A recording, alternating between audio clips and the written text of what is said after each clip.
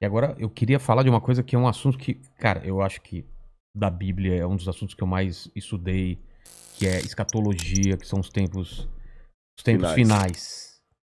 O que está acontecendo? A gente está vivendo os tempos finais, há sinais, segundo a Bíblia, proféticos, e a gente não falou dessa pedra Ah, tá. Isso também. aqui é uma coisa simples. Depois eu falo Tá dela. bom. Bom, na verdade, Porque tem esse movimento, né? A claro, pandemia faz parte claro, disso, o anticristo já está aí. Aliás, a gente está perto da segunda volta de claro, eu Cristo, acredito que sim. sim? Mas vamos lembrar uma coisa. Quando os discípulos perguntaram para Jesus: que sinal haverá de tua vinda e da consumação dos séculos, do fim do mundo, Jesus falou assim: olha, cuidado que ninguém engane vocês.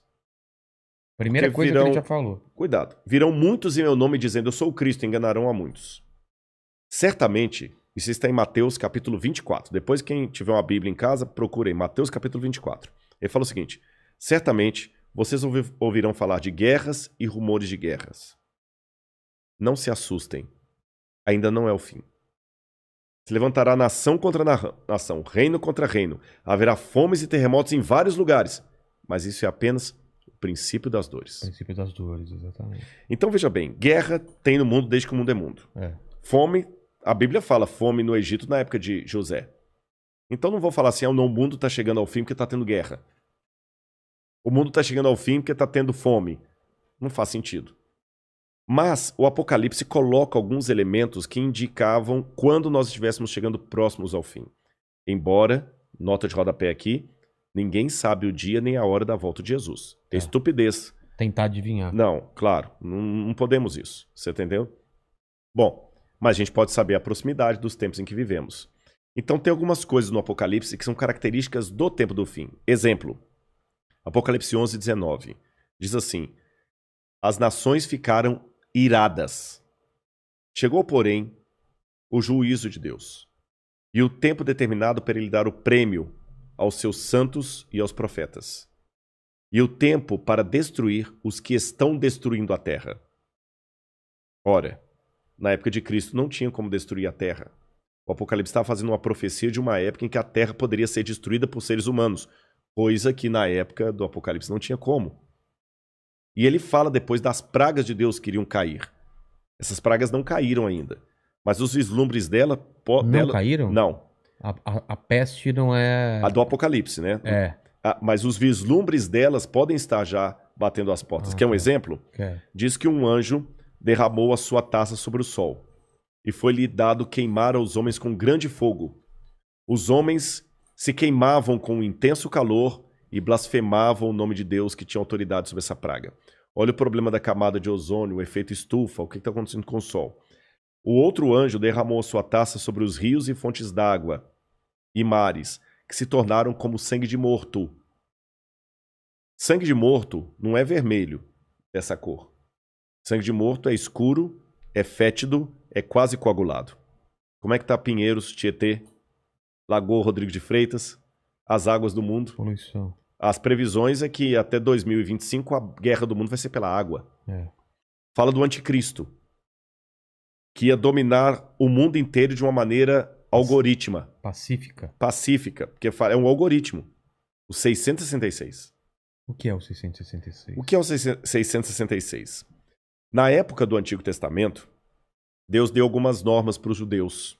O povo do Oriente Médio, ele é muito simbólico, sabe? Ele tem muito esse lance do símbolo que aqui no Ocidente a gente perde. Então o judeu pode olhar, ele usa o paiot, que significa alguma coisa, o kippah, que é aquele chapeuzinho na cabeça. E Deus falou o seguinte: olha, vocês vão pegar a lei de Deus, escrever um resumo da lei de Deus e vão colocar por frontal entre os olhos, numa caixinha aqui, e também na mão de vocês. O judeu hoje usa na mão esquerda. É. Pode olhar aqui no Muro das Lamentações, você vê o judeu orando lá, né? Baruch atah Beshem Adonai Eloheinu melech haolam. E ele vai orando no muro e ele tá com aquela caixinha preta aqui e outra na mão. Aí no Apocalipse a gente vê que o inimigo, o diabo, que se vale do anticristo, assim como Deus envia o Cristo... Ah, o anticristo é a versão do Cristo pro demônio. Pro demônio, É. o anticristo. Ele faz uma paródia de Cristo. Aí, como Deus no Antigo Testamento pediu aos judeus para ter a lei de Deus na testa e na mão, o anticristo coloca também um sinal, uma marca, na testa e na mão. Então significa uma época em que a lei de Deus vai ser questionada. Nessa época em que a lei de Deus for questionada, diz o Apocalipse, ninguém poderá comprar nem vender, senão aquele que tem a marca da besta e o número do seu nome. Ora, esse número é 666. Aí muita gente pega isso e fala o seguinte, então vou começar a calcular, Hitler dá 666, o Papa, o Saddam Hussein, Bill Gates, até a Ellen White, que é uma pioneira do Adventismo, ela dá 666, mandíbula, todo dá 666, né? No grego está o seguinte, aquele que tem entendimento, calcule. E essa palavra calcule no grego ali é a mesma palavra para faça a contabilidade daquilo que o anticristo vai fazer. E o que o Apocalipse deixa bem claro é que o anticristo vai ser a revigoração do Império Romano, que era o inimigo do povo de Deus. E por que 666? Na cultura da Babilônia, o 6 era o número base para você fazer qualquer cálculo. Era um número divino. Tanto é que quando Nabucodonosor ergue uma imagem, ela tinha 60 côvados por 6. 60 por 6. O 6 era um múltiplo divino. E ali você tem o 666, múltiplo de 6. Agora o Apocalipse fala que ele vai controlar a economia. Os povos da terra vão segui-lo. Ninguém vai poder, falando quem pode pelejar com ele. E o que nós estamos vendo agora é o mundo caminhando pela primeira vez na história para uma unificação mundial. De moeda? De tudo. Parece até teoria da conspiração que eu vou falar, mas não é. O mundo está caminhando para uma unificação. Rodrigo, mas nunca. Aqui no Brasil mesmo a gente vê a briga dos de esquerda com os de direita. O pessoal não está entendendo. Essa unificação não significa unificação de mente, mas unificação de propósito. Que é um exemplo que o mundo pode se unir por um propósito, apesar de se odiar mutuamente? A pandemia. Exatamente. O Irã está usando máscara, Israel também está usando máscara. Os palestinos estão jogando foguete lá em Israel, o Hamas, mas o israelense está usando máscara, o palestino também. O egípcio está usando álcool em gel, o iraniano está usando álcool em gel, o americano está usando álcool em gel, o russo está usando álcool em gel, então o Putin está usando álcool em gel. A mesma coisa o presidente do Brasil, o presidente da Argentina, da Venezuela, o mundo parou. Então é possível essa união do mundo inteiro em algumas coisas mesmo. Ela não só é possível, como ela é um caminho sem volta. Por que está falando tanto em criptomoeda? Nós já estamos passando por uma transição do dinheiro. Dinheiro de papel, né? De papel, você entendeu? Dinheiro baseado em tesouro nacional. E o mundo hoje precisa. Isso aqui não é uma defesa do Rodrigo, não é um desejo do Rodrigo. Eu estou falando de uma tendência. Tendência. O mundo precisa se unificar porque existem, Vilela, alguns elementos hoje que estão à solta, como se fossem crianças bagunceiras numa casa cheia de faca, de garfo, de objetos cortantes e letais, sem um adulto para controlar essas crianças. Você jamais faria isso. Quais são as crianças que estão à solta no mundo e precisam de um adulto para controlá-las? Um preceptor, uma babá? Internet. Quem tem domínio da internet?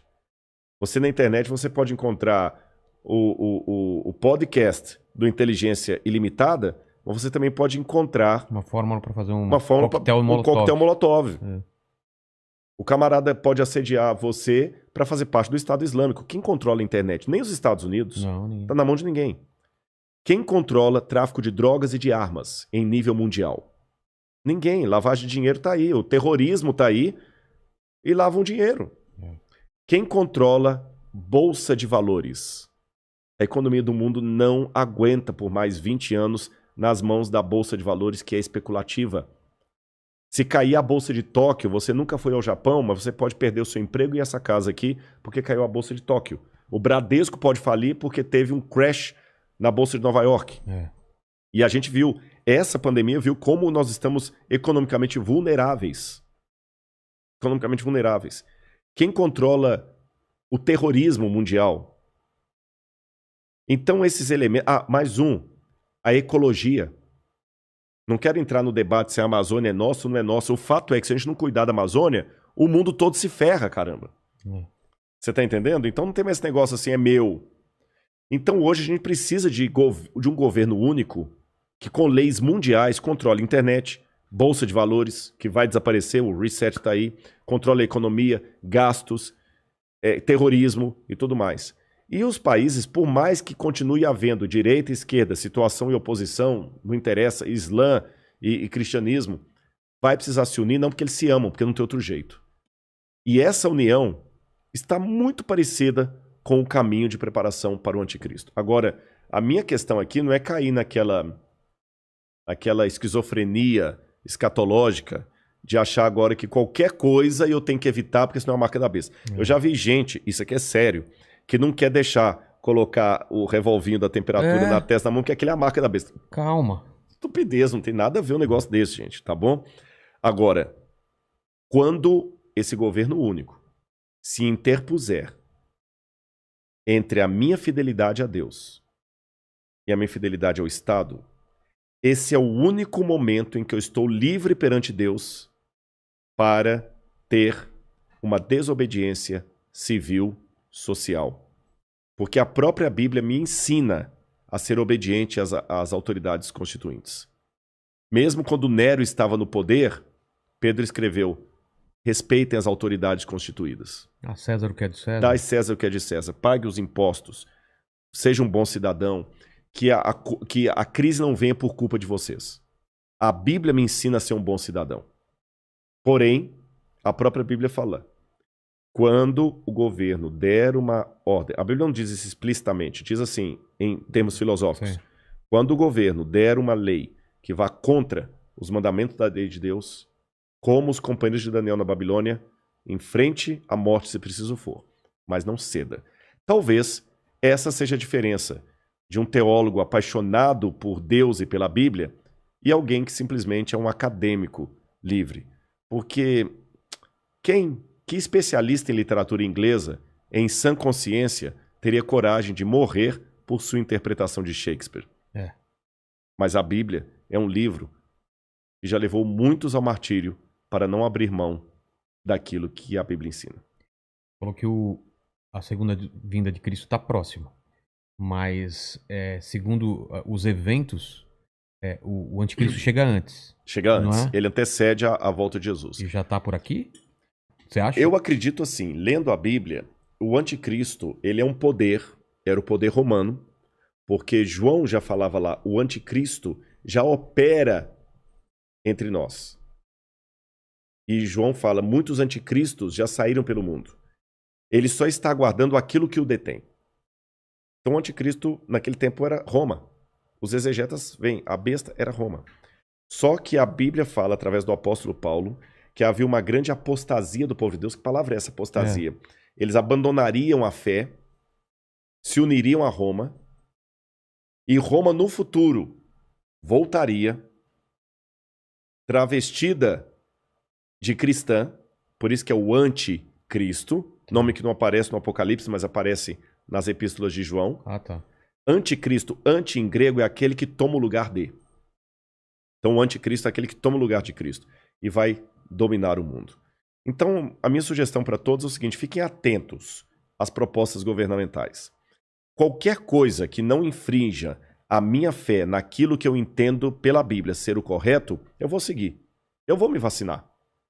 Eu não vou ficar caindo em teoria da conspiração. Ah, mas a vacina é uma maneira de aniquilar um terço da humanidade. Eu acho que vai ser muito mais fácil Eu vou me vacinar. Só não vou tomar a Coronavac, né? Que está questionada aí, senão eu não posso entrar em Israel. Mas eu vou me vacinar. Israel não aceita. Não aceitou. Muitos países da Europa não aceitam a Coronavac, né? Lamento o Butantan aí, mas a menos que mude o cenário, a Coronavac não está sendo aceita. A Pfizer, ou a Moderna, ou a outra, lá de Oxford. Essas são aceitas. Mas eu vou me vacinar. Você está entendendo? Agora, não vou cair em teoria da conspiração. Agora, o dia que houver uma lei que se interpuser entre a minha fidelidade e aquilo que Deus pediu de mim, aí eu estou disposto a enfrentar até a morte.